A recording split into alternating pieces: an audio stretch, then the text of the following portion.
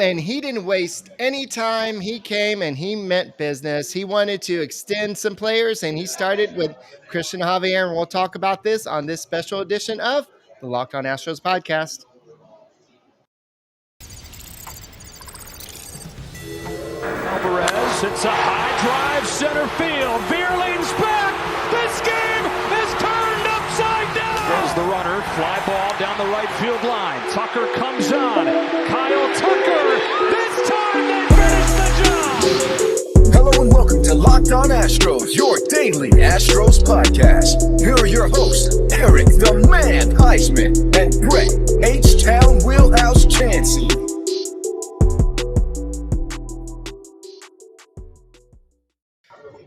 We are Locked On Houston Astros, and we hope that you join us for a daily Locked On Astros podcast. My name is Eric Huysman. You can find me on Twitter at Eric Talks Astros. Find the show at Locked On Astros, your team every day.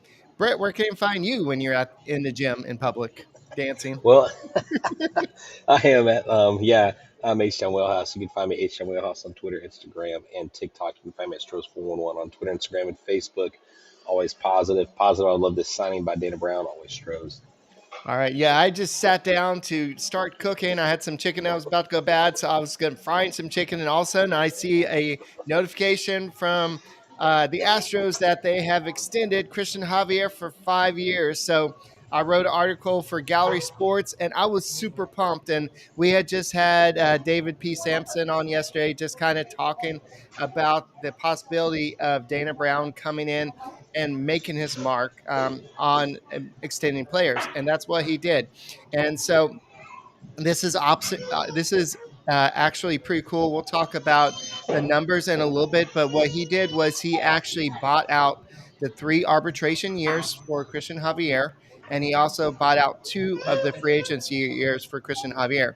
So if you look at this overall, it's going to be 5 years, $64 million, including a $2 million signing bonus. So overall, what's your initial thoughts, Brett? You know, we had talked about this before on the podcast, and it was always my inclination, and I'm pretty sure it was yours. I'm not 100%, but he was the first domino to fall. That his age in comparison to Framber Valdez, on top of Kyle Tucker's deal being a lot more complicated than just signing an extension, because we know the value that he's going to bring a position player versus a pitcher. It's easier to get a pitcher done. You sign him through his prime. He is the picked favorite from MLB.com to win the Cy Young. And now you got this out of the way. It's, I believe, a team-friendly deal. I believe it's something, it's very Dana Brown-esque, and it's something that was probably maybe in the works a little bit before Dana Brown got here. I can't seem to think that he all of a sudden just materialized this thing out of nothing. There had to be some groundwork laid. And look, if they're willing to sign Montero at the deal they signed him, where so many people kind of begrudge that 3rd year for the pitcher, quote unquote, saying they overpaid, you had to go out and get someone like Javier and extend them, because it makes more sense to do something like this. And, you know, my question to you is, Eric, does this mean Framber Valdez is next? Everybody's like, is Tucker next? Like, who's next? I think he's actually talking to Kyle Tucker. Just because he lost his arbitration case, I don't think that means that Kyle Tucker is not out of discussion. I think once the season starts, that's when the discussions are over. But during spring training, anything can go. And I think that the Astros are going to use this, because if you look at the fact that the shift is going away and all that, that's I think Tucker's primed for a breakout season this year. So that's something to keep in mind. So before we do want to focus on Cristian Javier and the breakdown of the deal. And the reason why you do this is you do want to avoid the arbitration years. And if you look at what he's going to make in 2023, he's going to make $3 million plus the $2 million signing bonus. That does count towards the CBT. So that's $5 million technically for 2023. So 2024, he will be making $7 million. And then 2025, he'll be making $10 million. So that's typically the arbitration kind of jump that if he continues his progress like he's been doing, that's kind of where I expect him to be. But then he's going to make this huge jump in 2026 to $21 million, $21 million. So if you look at the AAV, so if you do $64 million divided by 5, that's $12.8 million per season. So if you look at as the luxury tax hit, that's not bad for a pitcher of his quality. Exactly. And someone said in the comments here a second ago that we locked up the best fastball in Major League Baseball through 2027. And who knows if they have this sustained success through 2027 or 2028, I think it makes someone like Javier more likely to re-sign with the Astros when his time is up, because not only has he been a part of this winning culture, has he had two no hitters already, combined no hitters in his young career, has one of the most electric fastballs out there, but you have a guy that brings a togetherness with these players that are from the Dominican Republic. Now, when he turns 30, when he gets at the end of his contract, we're going to have other players that have come up through the system that are from the DR, and that will give him more incentive to stay. Um, but here's the thing: how successful is he going to be? And if he's going to be super successful, will that drive it up to where maybe it takes the Astros out? And by then, will there be other arms coming up through the system? Another name that we can talk about early signing because he is so young, but we've seen it with Spencer Strider and others, is does Hunter Brown likely get an extension sooner rather than later? I'm not saying this year because I don't know where he's going to fit in the rotation going into the season with 6 or 7 guys going in. But does this mean good things for Hunter Brown going forward here in a year or two? Yeah, I think they want to see him prove it a little bit more, kind of like Cristian Javier did. Because if you think about it, this was the first full season. Well, I know he was in appeared in 30 games last year. 25 of them were starts. So this was his first full season as a starter, and he showed what he could do.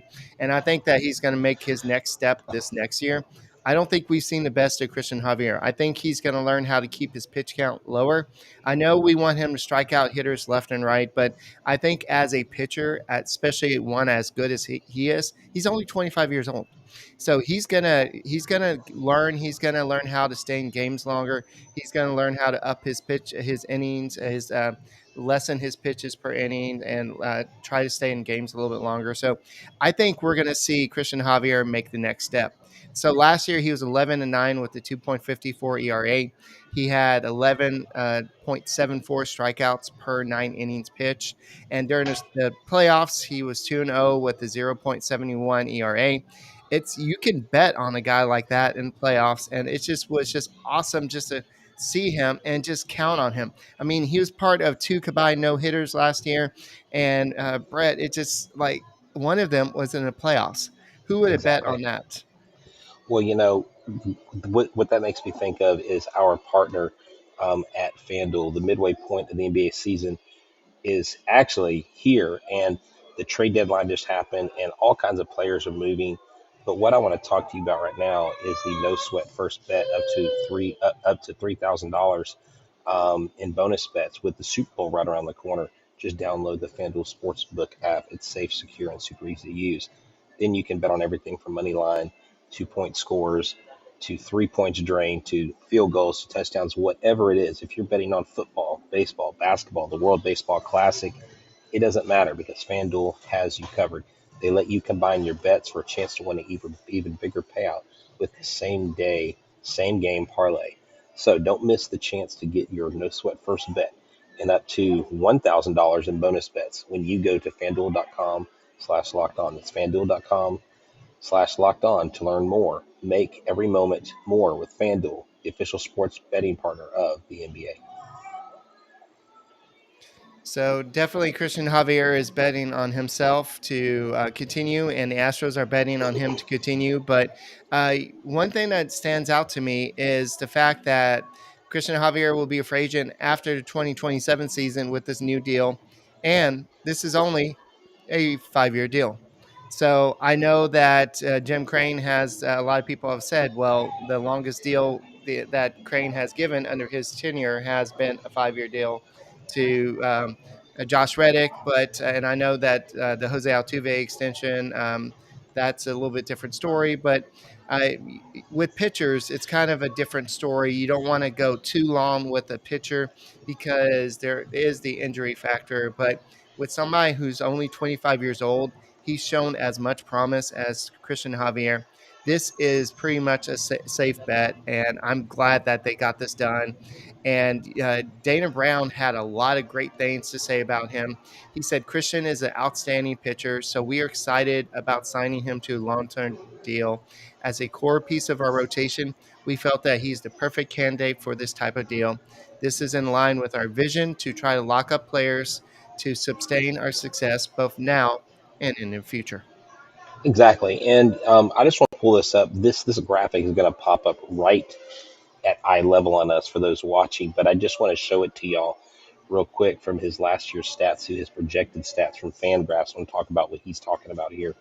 In 2023, they project him to be 12-7, the 3.74 ERA, 163 innings pitched, 205 strikeouts. Now, I'll be real honest. I think that's a modest get, but I don't know if they're factoring in all the different arms that they have that will be touching the mound.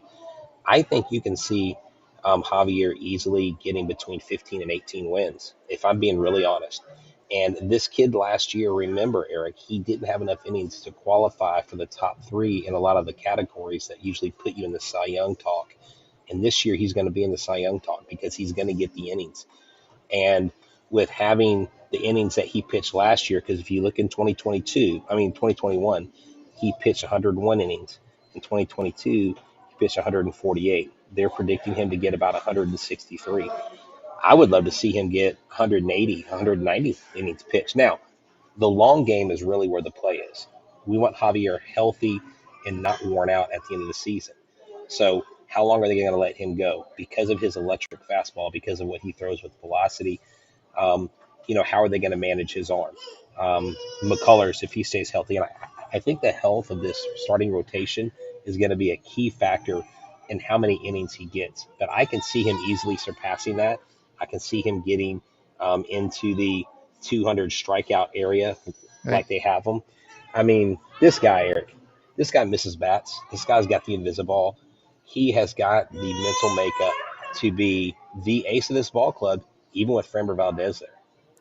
Well, I think the answer to the projections is the 205 strikeouts. They expect him to throw a lot of pitches to try to get those strikeouts. And if you throw a lot of those pitches, you're not going to be in the game long. So you're going to have a lot of 6-inning starts. And that's why I was saying, as he matures, he's going to learn how to strike out those hitters, but maybe throw fewer pitches and pitches. So that's going to be the growth of Cristian Javier. And I think the Astros are confident he can make that next leap. And even if they don't, the Astros have the bullpen to say, okay, Javier, pitch 6-7 innings. We're good.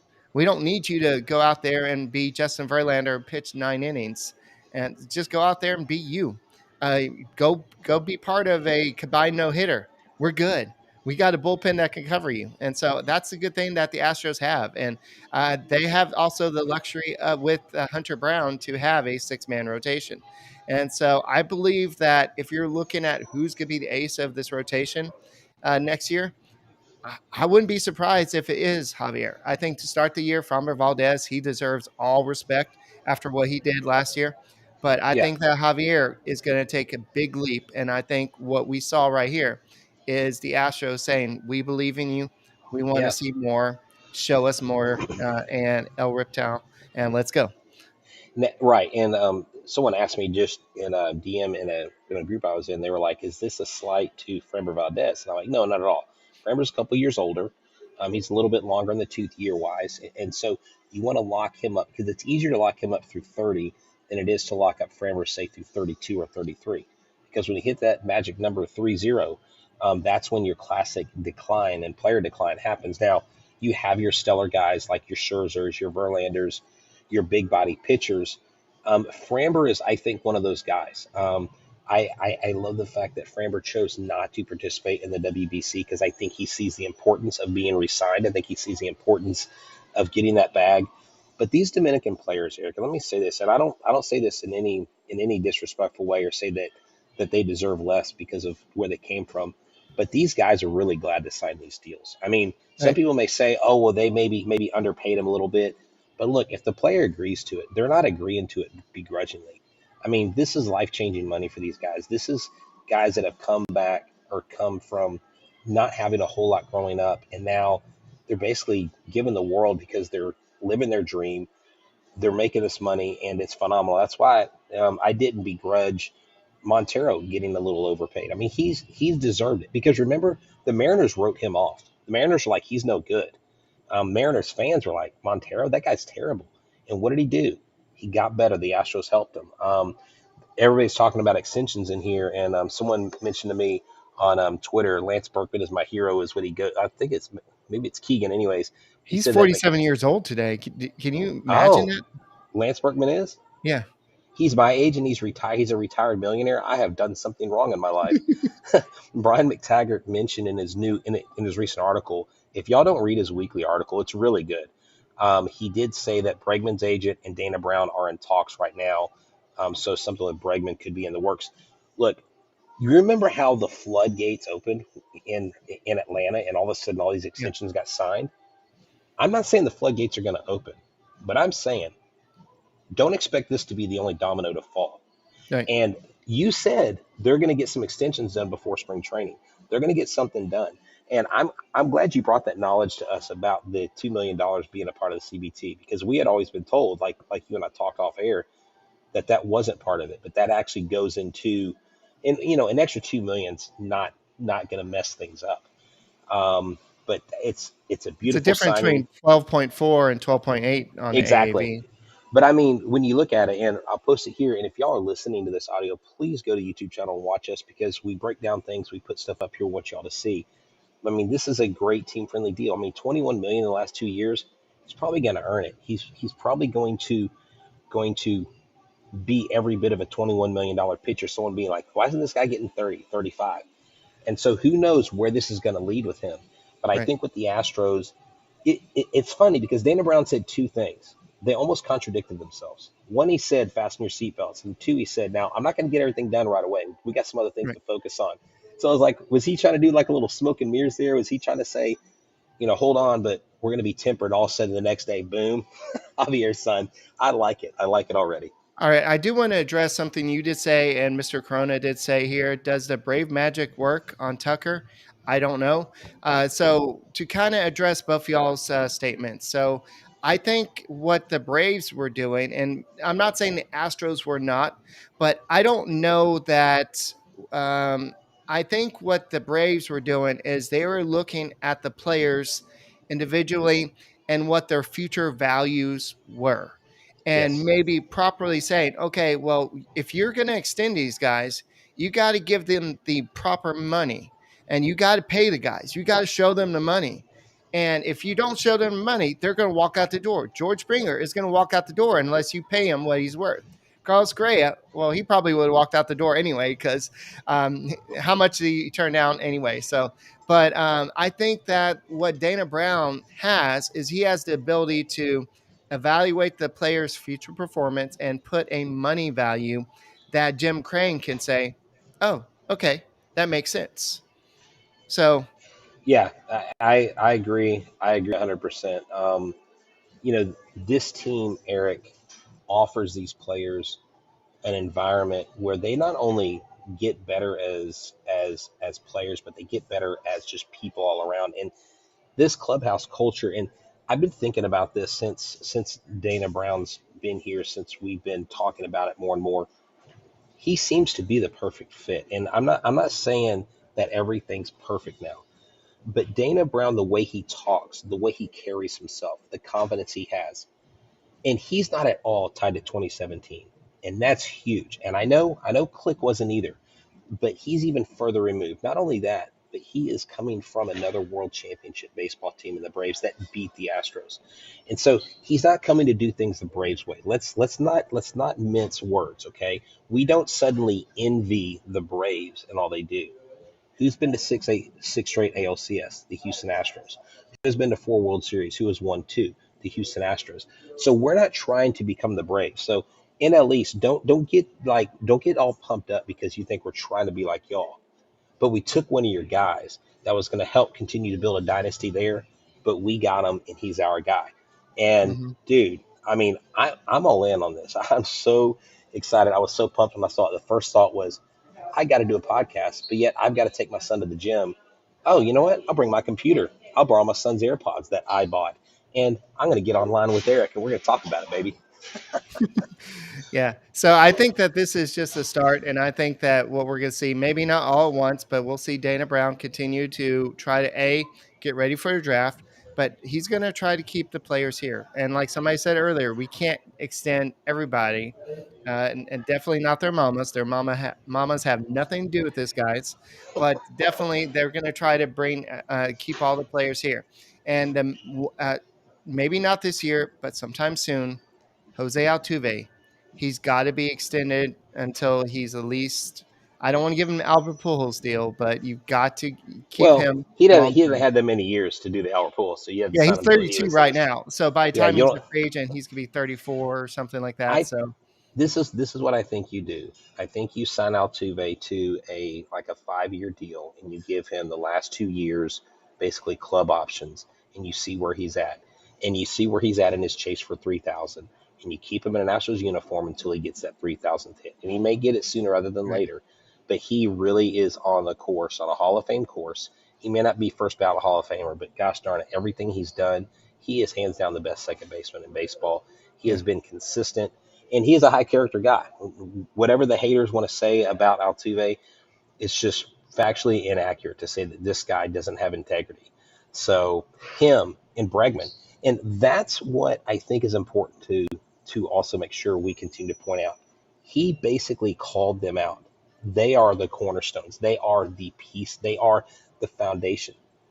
He didn't say Lance McCullers. He said Bregman and Altuve. right. Someone said, I think Lance McCullers should be the ace this year. I love Lance McCullers. I've never not liked the guy. I love his tenacity. But Lance McCullers, if he stays healthy this year, stands to have one of his best years that he's had in many years. And that's what we all want. We want to see a healthy McCullers to go throughout the whole season. Just like Jack Nicholson as a Joker in the original Batman, you're my number. I can't do his accent, but you're my number You're, one. That's basically what Altuve and Bregman are to the Houston Astros, and that's what they mean to the franchise. So, but this day is about Cristian Javier it and what is. he can bring to the Houston Astros, and I was so excited when I saw that, and I had to. I write an article for Galley Sports and cooked some fried chicken, so that was fun. But we want to do a podcast and just see what y'all thought about this. And this is great. So next is probably going to be Kyle Tucker, hopefully, but we'll see what happens from there. So anything else, Brett? Yeah, I honestly think you are able to get Framber Valdez done quicker than Tucker, because I think Tucker is going to be a longer, more arduous process. You saw that the Astros won the arbitration, so they're clearly not budging. And what did David Sampson tell us on the podcast, the previous episode? If y'all missed it, go check it out. He said, what you try to do as an ownership is you try to not talk about how valuable and how great your players are, because you don't want to up their value. You don't want to Right. say things, because what is the name of the game is it's a business, and your bottom line, and you're saving money. Just like the patch that everybody hates, it's bringing in revenue. If that Sinclair deal goes down, then you know what? Teams are losing money. And believe it or not, they depend on that revenue to pay those players. But remember this, fans, all your favorite players, you want them extended. If you want them extended, be ready to pay more money at the ticket box. Be ready to pay more money for promos. Be ready to pay more money for the playoffs. All that stuff, unless you know somebody that knows somebody, there comes a price for the price being paid by the Astros, and they will pass it on to you, the consumer.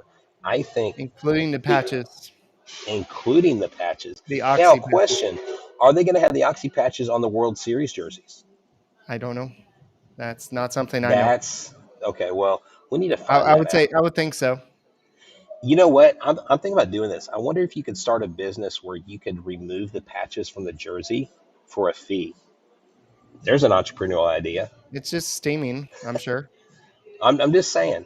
I Yeah. might have to do a patch removal service. All right. Anything else about Cristian Javier before we go off on a Oh, I'm tangent? sorry, my bad. I'm All sorry. right. I'm just so pumped. Yeah, no, seriously. Cristian Javier, great signing. I think he is the eventual ace of this ball club. I think he's a great guy. He's a great kid, a great leader. 25 years old. Locked him up early. I love it. Let's go get us another title, because we are ready to reign. All right, so just imagine the Astros have Lance McCullers, Cristian Javier, Luis Garcia, and Jose Urquidy and Hunter Brown all under team control through the 2026 season.